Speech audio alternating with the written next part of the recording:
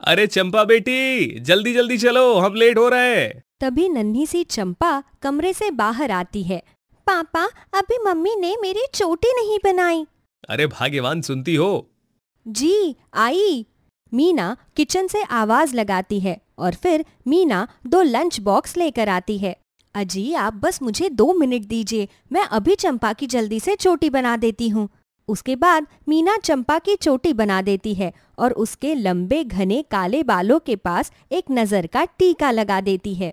हाँ, मेरी बेटी को किसी की नजर ना लगे। देखो तो मेरी बेटी कितनी प्यारी है। इसके काले लंबे और घने बाल इसकी सुंदरता और बढ़ाते हैं। अरे मीना, बस भी करो, हम लेट हो रहे हैं। अजी, क्या मैं अपनी बेटी के लंबे बालों की तारीफ भी ना करूं? नहीं नहीं, जरूर करो, आखिर हमारी बेटी है ही इतनी सुंदर। उसके बाद सुरेश चंपा को लेकर उसके स्कूल छोड़ देता है और उसके बाद वो अपने ऑफिस चला जाता है। चंपा के काले घने लंबे बाल सभी को बहुत पसंद थे। सब उसके बालों की बहुत तारीफ करते थे, लेकिन बहुत से ऐसे बच्चे थे जो उसके काले रंग की वजह से उसे चिढ़ाते थे। इस तरह कुछ समय बीत जाता है और फिर कुछ महीनों बाद सुरेश और मीना को एक प्यारी सी बेटी होती है। उनकी दूसरी बेटी का रंग बिल्कुल दूध जैसा था। हम इसका नाम पिंकी रखेंगे। जी, अब हमारी 2 प्यारी बेटियां हैं, इन्हें किसी की नजर ना लगे। अपनी नई बहन के आने से चंपा बहुत ज्यादा खुश थी। चंपा अपनी बहन से बहुत प्यार करती थी। वो उसके साथ हमेशा खेलती और उसका बहुत अच्छे से ध्यान रखती थी। जैसे जैसे पिंकी बड़ी होती जाती है, वैसे वैसे उन दोनों की दोस्ती और भी ज्यादा बढ़ती रहती है। पिंकी के सामने घर के सभी सदस्य चंपा की और उसके बालों की सुंदरता की बहुत तारीफ करते थे। शुरुआत में तो पिंकी को बहुत अच्छा लगता था कि उसकी बहन की तारीफ हो रही है, लेकिन धीरे धीरे पिंकी चंपा से चिढ़ने लगती है। पिंकी की एक सहेली, वो भी चंपा से बहुत चिढ़ती थी, इसलिए वो भी हमेशा पिंकी के सामने चंपा की बुराई करती थी। देखो पिंकी, सब तुम्हारी बहन की कितनी तारीफ करते हैं, जबकि वो तो बिल्कुल भी सुंदर नहीं है। और तुम्हें देखो, तुम कितनी सुंदर हो। नहीं सुधा, ऐसा नहीं है, मेरी दीदी बहुत सुंदर है। उनके घने काले लंबे बाल है। अरे पिंकी, तुम भी कितनी भोली हो। तुम्हारी बहन का रंग कितना काला है और वहीं दूसरी तरफ तुम्हारा रंग कितना गोरा है। अगर उसके बाल काले हैं तो क्या हुआ, वो भी अपने बालों की तरह काली ही तो है। इस तरह पिंकी की सहेलियां हमेशा उन्हें चंपा के खिलाफ भड़काती रहती थी। साथ ही पिंकी देखती थी कि उसके मम्मी पापा भी चंपा की ज्यादा तारीफ करते हैं और उसके बालों का ज्यादा ख्याल रखते हैं, इसलिए पिंकी चंपा से और भी ज्यादा चिढ़ने लगती है। फिर एक दिन जब चंपा पिंकी के पास आती है, चलो पिंकी, बाहर खेलने चलते हैं। नहीं, मुझे तुम्हारे साथ कहीं नहीं जाना। लेकिन क्यों पिंकी? तुम बहुत बुरी हो और तुम्हारा रंग भी बिल्कुल काले कलूटे कौवे की तरह है। मैं तो इतनी सुंदर हूँ, मैं भला तुम्हारे साथ क्यों खेलूंगी? अगर मैं तुम्हारे साथ खेलूंगी तो मेरा भी रंग काला हो जाएगा। नहीं पिंकी, ऐसा नहीं होता। किसी के साथ खेलने से उसका रंग नहीं बदल जाता। देखो, मैंने तुम्हें बचपन से खिलाया है, तो तुम तो अभी भी बिल्कुल गोरी ही हो। मैंने एक बार कहा ना, मुझे तुम्हारे साथ नहीं खेलना। पिंकी की बातों से उदास होकर चंपा वहाँ से चली जाती है। चंपा हमेशा ही पिंकी की बहुत ज्यादा फिक्र करती थी, लेकिन अब पिंकी चंपा से बहुत ज्यादा चिढ़ने लगी थी। इस तरह वे दोनों बहनें बड़ी हो जाती है। अब वे दोनों बहनें कॉलेज जाने लगी थी, लेकिन उसके बावजूद भी पिंकी के व्यवहार में कोई बदलाव नहीं आता। वो अभी भी चंपा से उतना ही ज्यादा चिढ़ती थी जितनी कि बचपन में। फिर एक दिन, देखो, आज मेरे कॉलेज का पहला दिन है। वहाँ पर किसी को नहीं पता चलना चाहिए कि तुम मेरी बहन हो। मैं नहीं चाहती कि कोई मुझे काली कलूटी की बहन के नाम से चिढ़ाए और पूरे कॉलेज में मेरी इंसल्ट हो। चंपा पिंकी का व्यवहार अच्छे से जानती थी। वो जानती थी कि पिंकी उसके साथ कभी भी अच्छे से नहीं रहेगी, इसलिए चंपा पिंकी की बात आसानी से मान जाती है ताकि बात ज्यादा आगे ना बढ़े। ठीक है पिंकी, मैं किसी को नहीं बताऊंगी, लेकिन एक बात याद रखना, इससे ये साबित नहीं हो सकता कि मैं तुम्हारी बहन नहीं हूँ। मैं फिर भी हमेशा तुम्हारी ही बहन रहूंगी। इनकार करने से कुछ नहीं होगा। देखो, तुम मुझसे ज्यादा बहस मत करो। मैंने कहा ना कि मैं तुम जैसी काली कलूटी के साथ नहीं दिखना चाहती। तुम मेरे स्टैंडर्ड से बाहर हो। जरा देखो तो मेरा गोरा रंग जो मेरी सुंदरता को बढ़ाता है, और कहाँ तुम काले कौवे जैसी। हाँ, तभी वहाँ पर मीना आ जाती है और पिंकी की बात सुन लेती है। देखो पिंकी, चंपा तुम्हारी बड़ी बहन है, तुम्हें अपनी बहन के साथ ऐसा नहीं करना चाहिए। भला रंग के काले और गोरे होने से क्या होता है? अगर तुम सुंदर हो तो चंपा भी तो सुंदर है। हर व्यक्ति अपने आप में सुंदर होता है। मम्मी प्लीज आप भी दीदी की साइड मत लो। बिल्कुल सही, ये तुम्हारी बहन है और तुम्हारी बड़ी दीदी। तुम चंपा से इज्जत से बात किया करो। चंपा हमेशा से तुम्हारी कितनी फिक्र करती है और तुम्हारा कितना ख्याल रखती आई है, लेकिन तुम चंपा से हमेशा बुरा व्यवहार करती हो। तुम्हें ऐसा नहीं करना चाहिए। मीना पिंकी को समझाने की बहुत कोशिश करती है, लेकिन उसके बाद भी पिंकी कोई बात नहीं समझती। फिर ओ मम्मी, अब आप भी इसकी वजह से मुझे लेक्चर मत दो, मुझे सब पता है मुझे क्या करना चाहिए। इतना कहकर पिंकी वहाँ से गुस्से में चली जाती है। कोई बात नहीं चंपा, तुम पिंकी की बातों का ज्यादा बुरा मत मानना। ये अभी नादान है, शायद थोड़ी बड़ी होने पर इसे समझ आ जाएगा। नहीं माँ, आप फिक्र मत करो, मैं जानती हूँ जल्द ही इसे समझ आ जाएगा। ओ मेरी समझदार बेटी, चलो मैं तुम्हारे बाल बना देती हूँ। मेरे बाल सबसे ज्यादा इस दुनिया में आपको प्यारे हैं। होंगे क्यों नहीं, इतने काले लंबे और घने बाल जो तुम्हारी सुंदरता को और भी ज्यादा आकर्षित बनाते हैं। उसके बाद मीना चंपा का एक सुंदर सा हेयर स्टाइल बना देती है। फिर चंपा अपने कॉलेज चली जाती है। इस तरह थोड़ा समय और बीत जाता है। पिंकी को मॉडलिंग का बहुत शौक था और वो उसी में अपना करियर बनाना चाहती थी। तब पिंकी बहुत सी जगह ऑडिशन देती है, लेकिन कहीं भी उसका सिलेक्शन नहीं हो पाता। फिर एक जगह पिंकी फर्स्ट राउंड में पास हो जाती है। उसके बाद उसे सेकेंड राउंड के लिए शहर से बाहर जाना था। फिर वो अपनी मम्मी पापा से परमिशन लेती है। मम्मी पापा प्लीज मुझे जाने दीजिए, ये मेरे लिए बहुत बड़ी अपॉर्चुनिटी है। हाँ बेटा, लेकिन हम तुम्हें वहाँ अकेले नहीं भेज सकते और उस दिन तुम्हारे पापा को भी किसी अर्जेंट काम से जाना है, इसलिए तुम्हें ये प्रोग्राम कैंसिल करना होगा। लेकिन मम्मी मैं इसे कैंसिल नहीं कर सकती, प्लीज आप दोनों मेरी बात को समझिए। देखो बेटा, मैं और तुम्हारी मम्मी तो तुम्हारे साथ जा नहीं सकते। तुम्हारे पास सिर्फ एक ही ऑप्शन बचता है कि तुम अपने साथ चंपा को ले जाओ, लेकिन तुम उससे भी सहमत नहीं हो, तो इसीलिए तुम वहां नहीं जा सकती। पिंकी चंपा से चिढ़ती थी, इसलिए वो उसे साथ नहीं ले जाना चाहती थी। लेकिन पिंकी का ये ड्रीम था, वो इस अपॉर्चुनिटी को खोना नहीं चाहती थी, इसलिए पिंकी चंपा के साथ जाने के लिए तैयार हो जाती है। फिर कुछ दिन बाद चंपा और पिंकी वहाँ पर पहुँच जाते हैं। जब वो लोग उस साइट पर पहुँचते हैं, तब वहाँ पर पिंकी का ऑडिशन होता है, लेकिन पिंकी उसमें फेल हो जाती है। तभी उस डायरेक्टर की नजर चंपा पर जाती है। अरे वाह, आपके बाल तो कितने लंबे और सुंदर है। आपका नाम क्या है? जी शुक्रिया, मेरा नाम चंपा है। क्या आप हमारी शैम्पू के ऐड में काम कर सकती हैं? सॉरी, बट मुझे एक्टिंग नहीं आती। देखिए, एक बार ट्राई तो कीजिए, मुझे यकीन है आप अच्छा करेंगी। साथ ही आपकी सुंदरता एक्टिंग में 4 चांद लगा देगी। डायरेक्टर के बोलने के बाद चंपा मान जाती है और उसके बाद चंपा का एड शूट होता है। ये सब देखकर पिंकी जल भून कर पूरी तरह से राख हो जाती है। उसके बाद चंपा और पिंकी वापस घर आ जाते हैं। अरे वाह मेरी बेटी, तुमने तो कमाल कर दिया। हाँ, हमें तुम पर गर्व है। और पिंकी, तुम बेटा निराश मत हो, तुम्हें भी एक दिन कामयाबी जरूर मिलेगी। हाँ बेटा, हमें तुम पर भी गर्व है, तुम भी एक दिन जरूर कामयाब हो जाओगी। मुझे पूरा विश्वास है, तुम्हारी मेहनत जरूर रंग लाएगी। उसके बाद पिंकी किसी भी बात का जवाब दिए बिना ही अंदर चली जाती है। वो अब चंपा से और भी ज्यादा चिढ़ने लगी थी। अब हर कोई चंपा की और भी ज्यादा तारीफ करने लगा था। वो हर बार चंपा की बहुत ज्यादा बेइज्जती किया करती थी और उसे हमेशा काली कलूटी के नाम से ही बुलाया करती थी। इस तरह चंपा का कॉलेज पूरा हो जाता है और उसके बाद सुरेश और मीना चंपा के लिए एक अच्छा रिश्ता ढूंढते हैं। फिर एक दिन चंपा के घर पर एक लड़के का रिश्ता आता है। अरे वाह, आपकी बेटी चंपा तो बहुत सुंदर है, ऊपर से इसके बाल कितने सोने हैं, सच्ची। जी, हमारी बेटी पढ़ाई में भी बहुत होशियार है और साथ ही में इसने शैम्पू के ऐड में भी काम किया था। हाँ जी बिल्कुल, आपने बिल्कुल सही कहा, हमें भी चंपा बहुत पसंद है। हमारा बेटा भी एक बड़ी इंटरनेशनल कंपनी में जॉब करता है। जी, हमारी तरफ से तो रिश्ता पक्का समझिए। उसके बाद चंपा और सौरभ का रिश्ता पक्का हो जाता है, जिसकी वजह से पिंकी और भी ज्यादा चिढ़ने लगती है।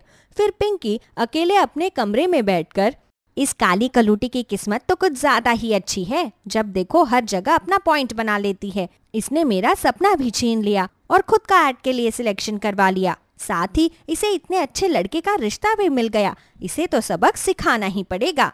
उसके बाद पिंकी जलन की आग में जुलझती रहती है और फिर वो एक सही मौके का इंतजार करती है। चंपा की शादी के दिन नजदीक आते हैं। फिर शादी से एक रात पहले पिंकी चंपा के कमरे में जाकर उसकी चोटी काट देती है। जब चंपा अगले दिन ऐसी हालत देखती है और रोने लग जाती है और सौरभ से शादी करने के लिए मना कर देती है।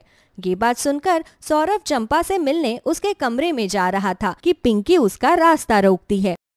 देखिए, चंपा आपसे शादी नहीं करना चाहती, इसलिए ड्रामा कर रही है। उसने लंबे काले नकली बाल लगाए थे क्योंकि वो एकदम काली कलूटी है और लंबे बालों के पीछे अपनी बदसूरती छुपा रही थी। देखो, मुझे इस बार चंपा से बात करनी है। मुझे इन सब बातों पर विश्वास नहीं है। इतना कहकर सौरभ वहाँ से चला जाता है और पिंकी और गुस्सा हो जाती है। फिर सौरभ चंपा से कहता है कि वो उसे सारा सच बताए। उसके कहने पर चंपा बताती है कि ये सब पिंकी ने जानबूझकर और जलन से किया है। देखिए सौरभ जी, अब मैं आपसे शादी नहीं कर सकती। मेरे बालों की वजह से ही मेरी सुंदरता थी। अब मैं काफी बदसूरत हो गई हूँ। और साथ ही उसके बाद सौरभ चंपा की बात को बीच में काटते हुए कहता है, देखो चंपा, ऐसा कुछ नहीं है। सुंदरता हमारे बालों की वजह से नहीं होती, बल्कि सुंदरता इंसान के मन के अंदर होती है। मुझे तुम ऐसे भी बड़ी सुंदर लगती हो। मेरे लिए रंग मायने नहीं रखता। मुझे सिर्फ तुमसे ही शादी करनी है। उसके बाद सौरभ चंपा से शादी कर लेता है और पिंकी बस देखते ही रह जाती है। अरे शांति बहन, आओ आओ, अंदर आओ। बहुत दिनों बाद आना हुआ। अरे क्या बताऊं सुमित्रा बहन, जब से घर में पोता पोती हुए हैं तब से बस उन दोनों के साथ खेलने में ही लगी रहती हूँ। कहीं आने जाने के लिए ना तो फुर्सत मिलती है और ना ही मेरा मन करता है। तुमसे मिले हुए बहुत दिन हो गए तो सोचा आज आकर तुमसे मिल ही लेती हूँ। मैं तो कहती हूँ अब तुम भी अपने बेटे की शादी करवा दो। तुम्हारा बेटा तो अब सेटल भी हो गया है, उसकी शादी की उम्र भी हो गई है, तो अब देरी किस बात की। तुम ठीक कह रही हो बहन, लेकिन मैं चाहती थी कि मेरा बेटा मेरी पसंद से शादी करे, पर वो किसी और को पसंद करता है। अब मुझे तो आजकल की ये लव मैरिज समझ ही नहीं आती। पता नहीं ये आजकल की लव मैरिज वाली बहू कैसी होती है, कहीं आने के बाद मेरे घर को तोड़ ना दे।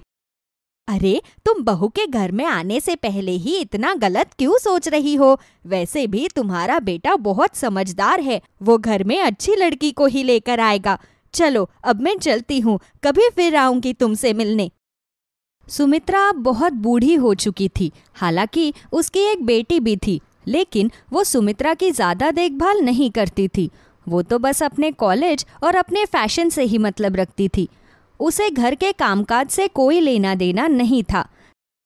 मेरे सर में बहुत दर्द हो रहा है, संगीता को चाय बनाने के लिए बोलती हूँ। संगीता बेटा जरा यहाँ तो आना। संगीता वहां पर आती है। हाँ बोलो माँ, क्या हुआ। बेटा मेरे सर में बहुत जोर से दर्द हो रहा है, मेरे लिए 1 कप चाय बनाकर ला दे। अरे अगर सर में दर्द हो रहा है तो सर दर्द की दवाई खा लो ना, इसके लिए चाय पीने की क्या जरूरत है। मुझे वैसे भी कॉलेज के लिए देर हो रही है, मेरे पास अभी चाय वाय बनाने का कोई समय नहीं है। दवाई खाकर सो जाओ। मैं तो तुझे जब भी कुछ भी काम करने के लिए कहती हूँ तू ऐसे ही करती है। तू हर रोज तो 8:30 बजे कॉलेज जाती है और आज 8 बजे ही तुझे कॉलेज जाने के लिए देर हो रही है। अब क्या तुम मेरे कॉलेज जाने के टाइम पर भी नजर रखोगी। मैंने तुमसे कहा ना कि मुझे जाने के लिए देर हो रही है।